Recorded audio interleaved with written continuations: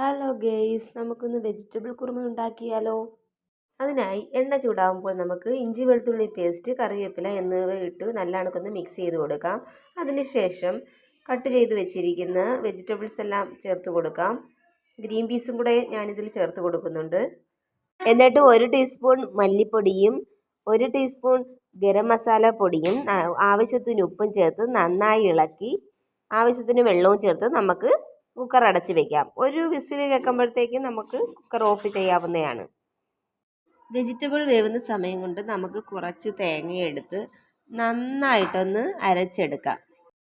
ഈ അരപ്പിനകത്തോട്ട് ഒരു 7-8 അണ്ടിപ്പരിപ്പും കൂടെ ചേർത്ത് കൊടുത്താൽ സൂപ്പർ ടേസ്റ്റ് ആയിരിക്കും. ഞാൻ ഇതിൽ അണ്ടിപ്പരിപ്പ് ചേർത്ത് കൊടുക്കുന്നുണ്ട്.